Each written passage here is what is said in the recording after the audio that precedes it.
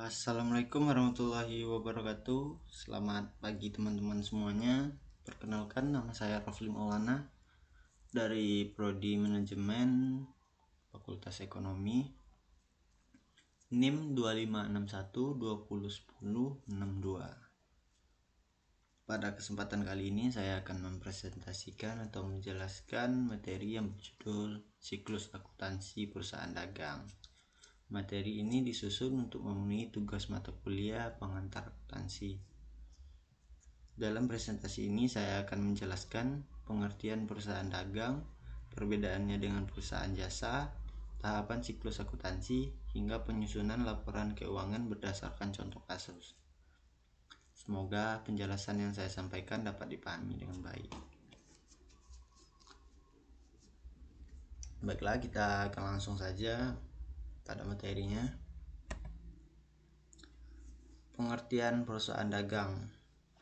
Perusahaan dagang adalah perusahaan yang kegiatan utamanya membeli barang dari pemasok kemudian menjual kembali kepada konsumen tanpa mengubah bentuk barang tersebut. Artinya, perusahaan tidak mengolah barang menjadi produk baru, melainkan memperoleh keuntungan dari selisih harga beli dan jual.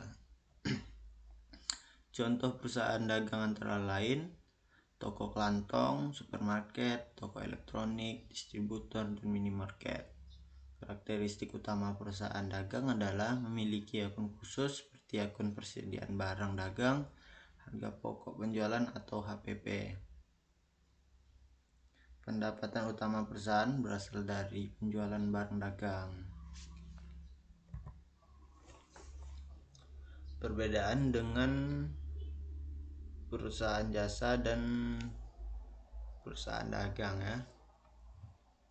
Selanjutnya adalah perbedaan antara perusahaan jasa dan perusahaan dagang. Perusahaan jasa memperoleh pendapatan dari pelayanan atau jasa yang diberikan kepada pelanggan. Sedangkan perusahaan dagang memperoleh pendapatan hasil bersih dari penjualan barang. Dalam perusahaan jasa tidak terdapat akun persediaan maupun harga pokok penjualan. Sementara perusahaan dagang memiliki akun persediaan barang dagang dan harga pokok penjualan karena berkaitan langsung dengan aktivitas jual beli barang. Pada laporan laba rugi perusahaan jasa, laba diperoleh dari pendapatan jasa dikurangi beban. Sedangkan pada perusahaan dagang, laba diperoleh dari penjualan dikurangi harga pokok penjualan sehingga menghasilkan laba kotor. Kemudian dikurangi beban operasional hingga menghasilkan laba bersih. Gambaran umum siklus akuntansi. Siklus akuntansi merupakan tahapan pencatatan transaksi keuangan yang dilakukan secara sistematis. Tahapan tersebut dimulai dari analisis transaksi, pencatatan jurnal, posting ke buku besar, menyusun neraca saldo, jurnal penyesuaian, penyusunan laporan keuangan, jurnal penutup, hingga neraca saldo setelah penutupan. Tujuan dari siklus akuntansi adalah menghasilkan laporan keuangan yang akurat dan dapat dipercaya. Selanjutnya, analisis transaksi dan bukti transaksi.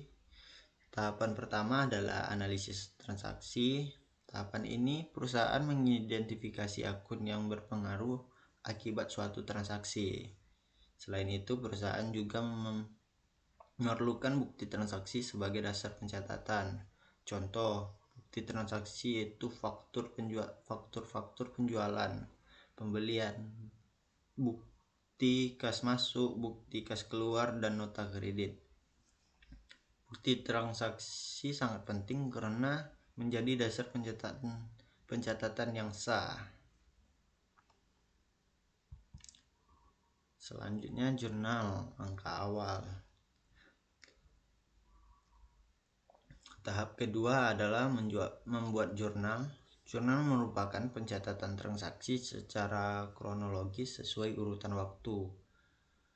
Dalam pencatatan jurnal, aturan debit kredit, aset dan beban bertambah di sisi debit, sedangkan kewajiban modal dan pendapatan akan bertambah di sisi kredit.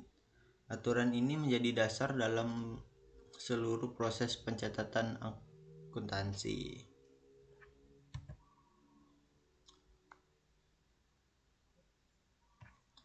Transaksi 1. Sorotan modal. Pada tanggal 1 Januari 2024, Tuan Andi menyetor modal awal sebesar 100 juta ke perusahaan. Akibat transaksi tersebut, kas perusahaan bertambah sehingga dicatat di sisi debit. Sedangkan modal pemilik juga bertambah sehingga dicatat di sisi kredit. Jurnal yang dibuat adalah debit kas besar 100 juta, kredit modal Tuan Andi sebesar 100 juta.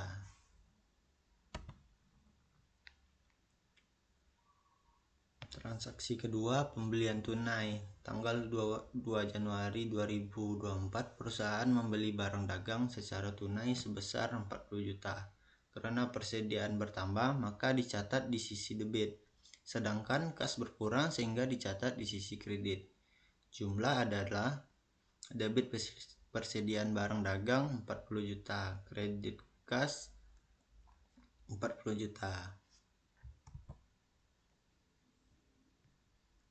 Transaksi ketiga, pembelian kredit. Tanggal 3 Januari, perusahaan membeli barang dagang secara kredit dari PT ABC sebesar 25 juta. Karena persediaan bertambah, maka dicatat di debit, sedangkan utang usaha bertambah sehingga dicatat di kredit. Jurnalnya adalah debit persediaan barang dagang 25 juta, kredit utang usaha 25 juta. Pelunasan utang dengan diskon.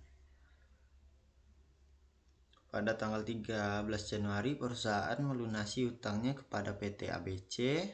Karena pembayaran dilakukan dalam masa diskon, perusahaan memperoleh potongan pembelian sebesar 2%. Potongan pembelian sebesar Rp500.000 sehingga kas dibayar hanya 24.500.000. Jurnalnya yaitu debit utang usaha 25 juta, kredit kas 24.500.000, kredit potongan pembelian Rp500.000.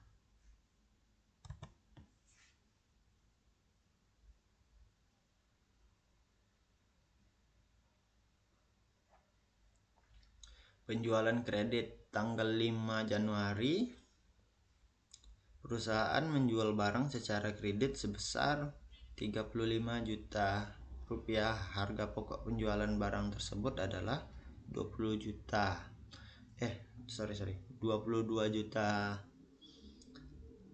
Dalam penjualan kredit terdapat dua jurnal. Jurnal pertama untuk mencatat piutang dan penjualan.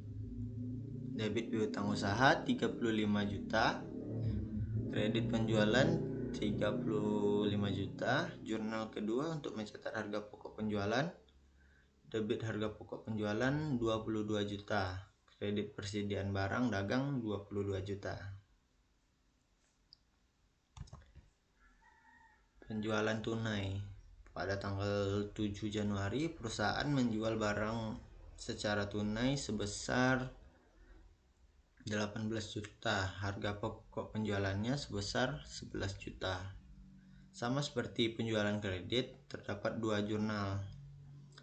Jurnal pertama, debit kas 8 juta, kredit penjualan 18 juta. Jurnal kedua, debit harga pokok penjualan 11 juta, kredit persediaan barang dagang 11 juta.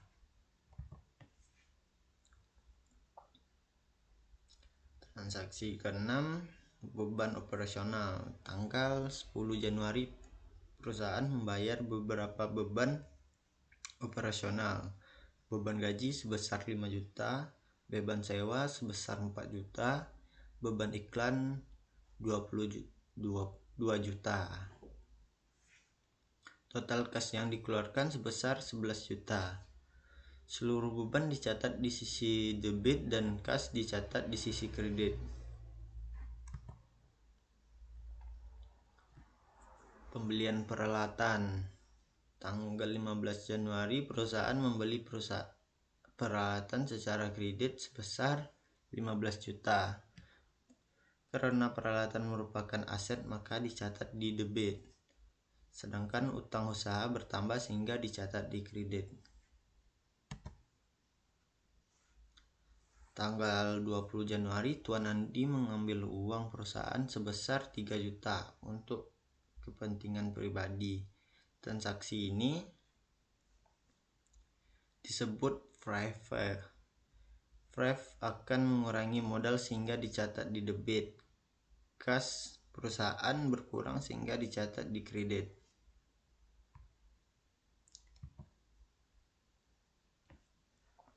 Selanjutnya rekapitulasi saldo kas. Setelah seluruh transaksi dicatat, saldo kas perusahaan dihitung kembali. Saldo awal kas sebesar 100 juta. Setelah dikurangi pembelian tunai, pelunasan utang, beban operasional, dan FREV serta ditambah penjualan tunai, saldo kas akhir menjadi 39.500.000 rupiah. Selanjutnya diposting ke buku besar. Tahapan berikutnya adalah seluruh transaksi yang sudah dicatat di jurnal dipindahkan ke akun masing-masing.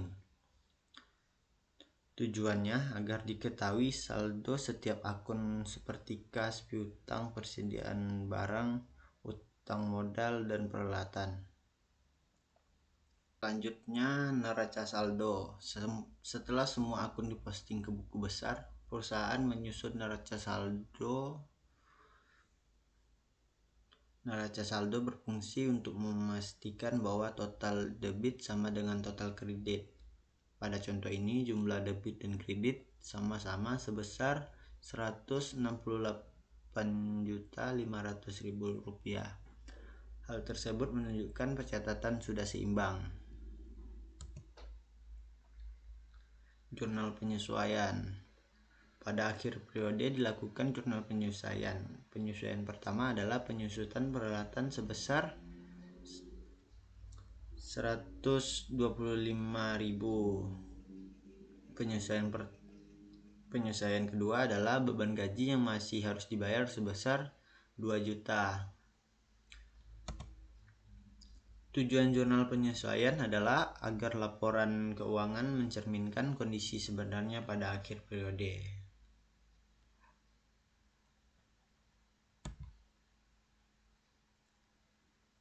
Selanjutnya laporan laba rugi. Berdasarkan seluruh transaksi diperoleh penjualan sebesar 53 juta, harga pokok penjualan 33 juta, sehingga laba kotor sebesar 20 juta. Setelah dikurangi seluruh beban operasional dan ditambah potongan pembelian, perusahaan memperoleh laba bersih sebesar 7.375.000 rupiah. Laporan perubahan ekuitas. Modal awal Tuan Andi sebesar 100 juta. Ditambah laba bersih 7.375.000 rupiah. Kemudian dikurangi FREV sebesar 3 juta sehingga pada modal akhir menjadi 104.375.000 rupiah. Selanjutnya neraca. Neraca menunjukkan posisi keuangan perusahaan. Total aset perusahaan sebesar 121.375.000 rupiah. Jumlah tersebut sama dengan total kewajiban ditambah ekuitas sebesar 121.375.000 rupiah. Hal ini menunjukkan bahwa persamaan dasar akuntansi telah dipenuhi. Kemudian jurnal penutup. Setelah laporan keuangan selesai dibuat, perusahaan menyusun jurnal penutup. Tujuannya adalah menutup akun nominal seperti transaksi penjualan, beban, dan proyek agar saldo akun tersebut kembali menjadi nol pada awal periode berikutnya.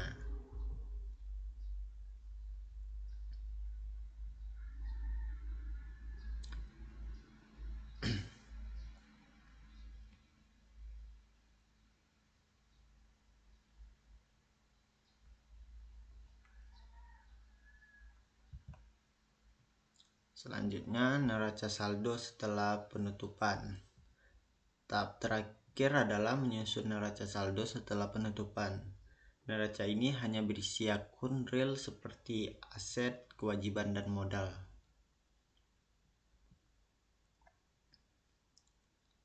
Jumlah debit dan kredit tetap harus seimbang.